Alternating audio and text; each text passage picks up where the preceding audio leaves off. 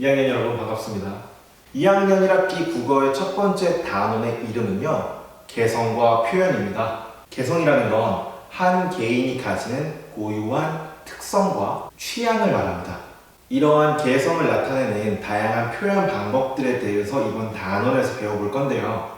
이러한 개성이 드러나는 표현이 필요한 이유는요, 먼저 일단 멋있어요. 그리고 보다 효과적으로 내용을 전달할 수 있고요, 뭔가 특별함을 줄 수 있습니다. 일상생활에도 마찬가지예요. 예를 들어 볼게요. 신중한 게 반드시 좋은 결과를 가져오지 않는다 라는 말이 있습니다. 이 말을 관용 표현을 사용해서 이야기하면요, 장고 끝에 악수 둔다, 사자성어로 말씀드리면요, 욕교반졸. 이야기로 풀어서 똑같은 내용을 전달하면요, 선생님이 어제 떡볶이를 먹고 싶어가지고 떡볶이집을 고민하고 있었어요. 근데 이 집은 어제 먹었고, 이 집은 저번에 먹었는데 좀 서비스가 별로였고, 이 집은 맛은 있는데 너무 자주 먹었던 것 같고, 1시간 동안 고민을 해서 새로운 집에 도전을 했어요. 맛이 별로 없었어요. 고민 끝에 좋은 결과를 얻지 못했던 거죠.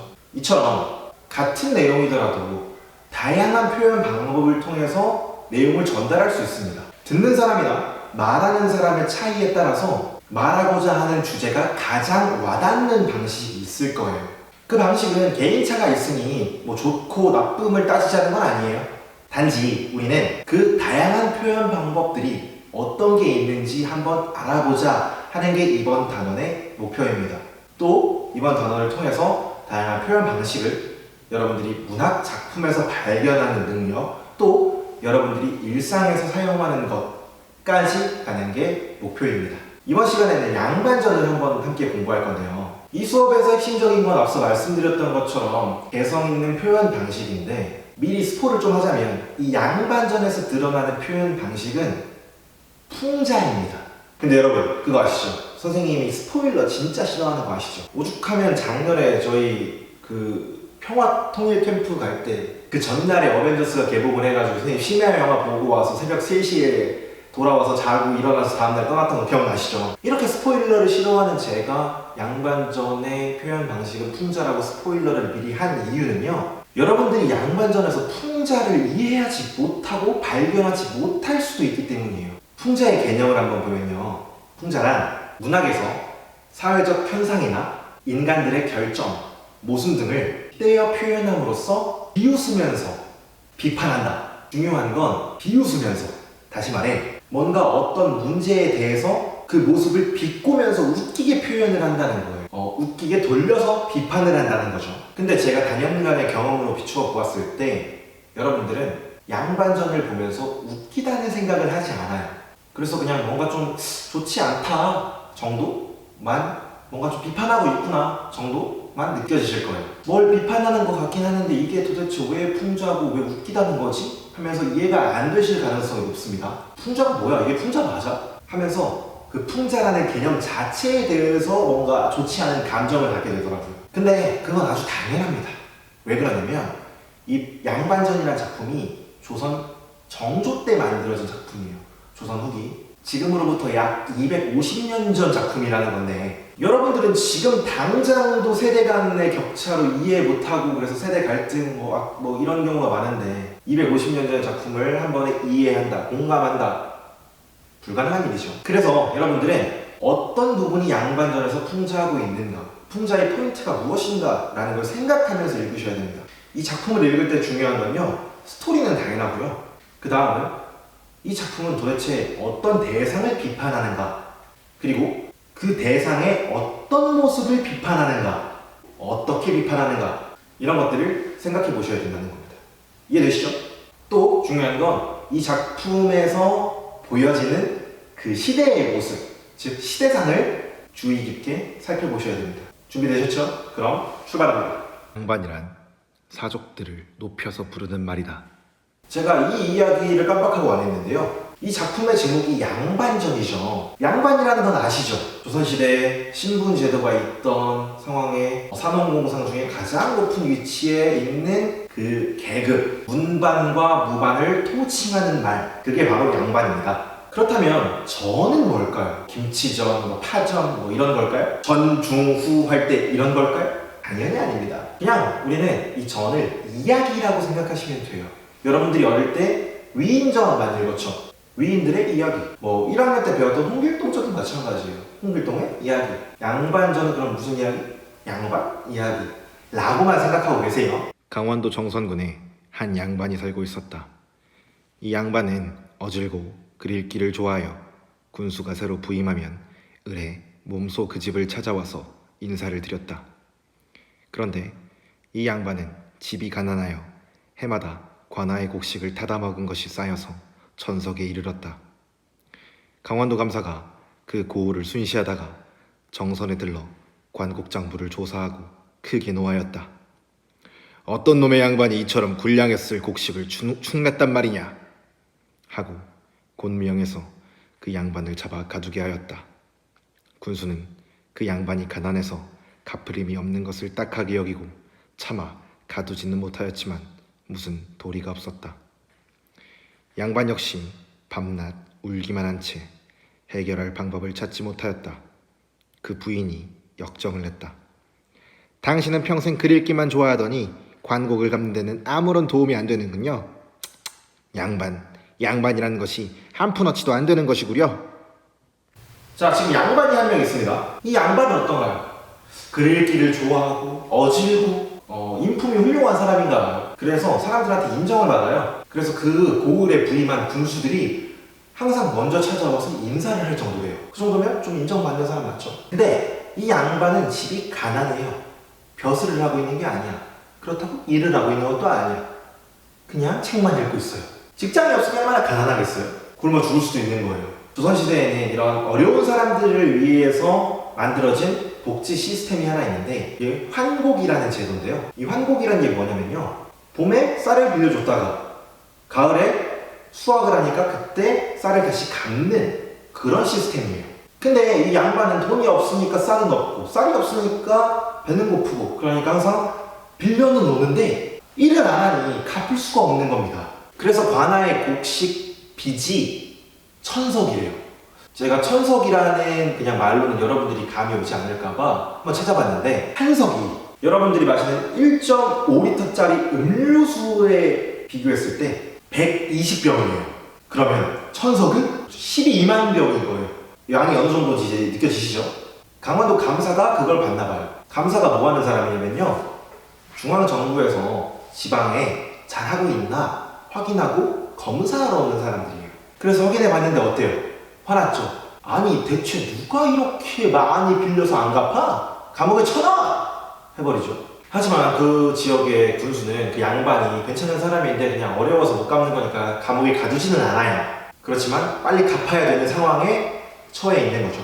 여러분들은 좀 이상하다고 생각할 수 있어요. 아니 양반이면 신분제도 위에서 가장 위에 있는 사람이고 권위적이고 당연히 돈이 많아야 되는 거 아닌가? 이렇게 가난하다고? 이렇게 무능력하다고? 생각할 수 있는데 이 시기는 조선 후기입니다. 이 조선 후기는 신분제가 철저하게 유지되지 않고 흔들려요. 당시에 그 분위기가 혼란스러워서 이러한 양반들이 많이 등장하고 있는 겁니다. 이 양반전이 무엇을 비판하려 하는지 느낌이 오죠? 양반은 그냥 집에서 울고 있어요. 갚지는 못하고 갚을 방법을 생각하지도 못하고 그냥 울고 있습니다. 엉엉엉엉. 그래서 오히려 부인이 화를 내요. 어이구 양반하면서 당신은 평생 글만 읽더니 아무짝에도 도움이 안 된다고. 양반이라는 게 도대체 뭔지. 이런 장면이 웃긴 겁니다. 원래는 권위적이고 능력이 있다고 우리가 일반적으로 생각하는 그 대상이 사실은 아무런 힘이 없고 무능력하고 자기 부인에게 이렇게 타락만 받고 있는 이 상황, 이런 게 웃긴 상황인 거예요. 선생님이 단순히 목소리를 웃기게 냈기 때문에 웃긴 건 아니에요. 그 마을에 사는 한 부자가 가족들과 의논하기를 양반은 아무리 가난해도 늘 귀하게 대접받고 나는 아무리 부자라도 항상 천하지 않느냐. 말도 못하고 양반만 보면 굽신굽신 두려워해야 하고 엉금엉금 기어가서 코를 땅에 대고 무릎으로 기는 등 우리는 늘 이런 수모를 받는단 말이다. 이제 한 동네의 양반이 가난해서 타먹은 관국을 갚지 못하고 아주 난처한 판이니 그 형편을 도저히 양반을 지키지 못할 것이다. 내가 장차 그의 양반을 사서 가져보겠다. 부자는 곧 양반을 찾아가 자기가 대신 관곡을 갚아주겠다고 청하였다. 양반은 크게 기뻐하며 승낙하였다. 그래서 부자는 즉시 곡식을 관가에 실어가서 양반의 환자를 갚았다. 그 마을에는 양반 말고 한 부자가 살고 있었대요. 근데 이 부자는 신분이 천한 신분인가 봐요. 어떻게 부자가 됐는지 모르겠지만 부자예요. 조선 후기에는 다양한 경제활동들이 활발해져가지고 이렇게 부자가 되는 경우가 많아요. 신흥, 부유층들이 많이 생겼어요. 그런데 신분은 여전히 낮으니까 돈이 이렇게 많은데도 대접을 받지 못하고 항상 양반들한테 굽신굽신해야 되고 이 대접을 못 받고 차별을 당하고 있던 거예요. 그래서 좋다. 내가 양반 돈을 갚아주고 이 양반의 신분을 내가 가져야겠다 라는 생각을 하게 되는 거죠. 그래서 더 이상 무시를 안 당해야겠다 라고 생각합니다. 이 장면을 통해서 우리는 조선 후기에는 양반 신분을 돈을 주고 살 수 있었구나 라는 사실을 알 수 있죠. 아까 말씀드렸다시피 신분제가 흔들린다는 거예요. 이 신분이라는 건 사실 정해져 있던 거잖아요. 당시에 이 핏줄로 이어져 내려오는, 가문으로 내려져 오는 그런 게 신분인 건데 이 신분이 뭐 돈에 따라서 사고 팔 수 있으면 계속 이게 바뀌는 거잖아요. 이런 걸 신분제가 흔들린다고 하는 겁니다. 좀 고급스러운 말로 신분제가 동요되고 있었다라는 겁니다. 양반이 몰락하고 있음을 알 수 있는 거죠. 그래서 부자는 양반과 딜을 하고 바로 그 양반의 그 곡식을 갚아줍니다. 군수는 양반이 관곡을 모두 갚은 것을 놀랍게 생각하였다. 군수가 몸소 찾아가서 양반을 위로하고 또 관곡을 갚게 된 사정을 물어보려고 하였다. 그런데 뜻밖의 양반이 번거지를 쓰고 짧은 잠방이를 입고 길에 엎드려 소인이라고 지칭하며 감히 쳐다보지도 못하고 있지 않은가. 군수가 깜짝 놀라 내려가서 부축하고 말하였다. 귀하는 어찌 이다지 스스로 낮추어 욕되게 하시는가요? 하고 말하였다. 양반은 더욱 황공해서 머리를 땅에 조아리고 엎드려 아뢰었다. 황송하오이다. 소인이 감히 욕됨을 자청하는 것이 아니오라. 이미 제 양반을 팔아서 관곡을 갚았지요. 동네에 부자 사람이 양반이옵니다. 소인이 이제 다시 어떻게 전에 양반을 사칭해서 양반 행세를 하겠습니까? 군수는 감탄해서 말하였다. 군자로구나 부자여, 양반이로구나 부자여. 부자이면서도 재물에 인색함이 없으니 의로운 일이요. 남의 어려움을 도와주니 어진 일이요. 비천한 것을 싫어하고 귀한 것을 아끼니 지혜로운 일이다. 이야말로 진짜 양반이로구나. 그러나 사사로이 팔고 사더라도 증서를 해두지 않으면 소송의 꼬투리가 될 수 있다. 내가 너와 약속을 해서 고을 사람들을 증인으로 삼고 증서를 만들 것이니 마땅히 거기에 서명할 것이다. 그리고 군수는 돌아가서 고을 안에 양반 및 농사꾼, 공장, 장사치까지 모두 불러 관아에 모았다. 부자는 오른편 높직한 자리에 서고 양반은 공영의 아래에 섰다. 그리고 증서를 만들었다. 군수는 양반이 환곡을 갚을 능력이 안 되는 걸 뻔히 아니까 그 많던 빚을 갚았다는 거에 놀랍니다. 그래서 직접 찾아가서 위로도 해줄 겸 확인도 해볼 겸 찾아갑니다. 찾아갔는데 이 양반 꼴이 어때요? 무슨 번거지를 쓰고 잠바위를 입고 소위 하고 있네요. 군수를 쳐다보지도 못하고 있어요. 놀란 군수는 왜 이러세요? 왜 스스로를 낮추고 욕되게 하고 계세요? 라고 물어보죠. 그 말에 우리 양반은 어떻게 합니까? 머리를 조아리고 땅에 엎드려서 얘기합니다. 저는 이제 양반을 팔아서 환곡을 갚았어요. 이제 제가 아니라 저쪽에 그 부자가 양반입니다. 저 양반이 아니에요. 이 이야기를 듣고 군수는 감탄합니다. 원래는 화를 내야죠. 아니 신분이라는 건 타고나는 건데 어떻게 사람이 돈으로 주고받고 그걸 사? 이게 말이 되는 거야? 하고 화를 내야 되는 상황이에요. 그런데 군수는 감탄을 합니다. 부자가 아주 훌륭한 사람이라고요. 뭐라는지 봅시다. 남의 어려움을 돕는다. 이건 당연한 거. 좋은 거 맞죠? 비천한 것을 싫어하고 귀한 것을 쫓는다. 이 말은 무슨 말이냐면요. 비천한 본인의 신분을 버리고 고귀한 양반 신분을 갖고 싶어하는 그 마음이 멋지다! 라는 거예요. 이것도 사실 아이러니하고 좀 웃긴 상황인 거죠. 그래서 군수는 본인이 나서요. 내가 보증을 서서 증서를 만들어서 이걸 공식적인 걸로 내가 오피셜을 띄우겠다 라는 겁니다. 고을안에 있는 모든 사람을 불러서 뭐 양반, 농부, 공인, 장사꾼, 산업공상을 다 부릅니다. 그리고 그 모습을 보면 원래 양반이었던 그 사나이는 저쪽 밑에 구석에, 이번에 양반이 된 부자는 저 높은 곳에 앉아 있습니다.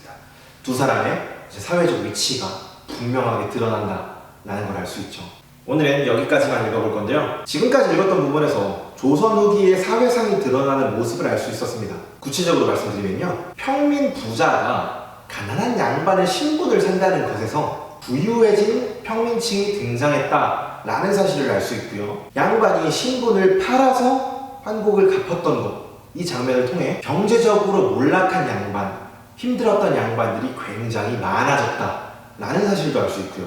군수가 양반 증서를 공식적으로 만들어서 발표를 한다 하는 이 장면에서도 돈을 주고 신분을 사고 파는 게 그 당시에 굉장히 흔한 일이었다라는 걸 알 수 있는 장면입니다. 다시 말해 신분 제도가 점차 붕괴하고 있는 중이었다라는 것. 다음 시간에는 군수가 만들어준 이 양반 증서가 나옵니다. 여기에는 양반이 해서는 안 되는 일, 그리고 양반으로서 할 수 있는 일, 즉 책임과 의무에 대한 얘기가 나오는데요. 이 부분에서는 본격적으로 이 박지원이라는 사람이 양반들을 어떤 식으로 풍자하고 어떤 모습들을 비판하는지를 알 수 있습니다. 다음 시간에 구체적으로 한번 같이 살펴보도록 합시다. 그럼 안녕!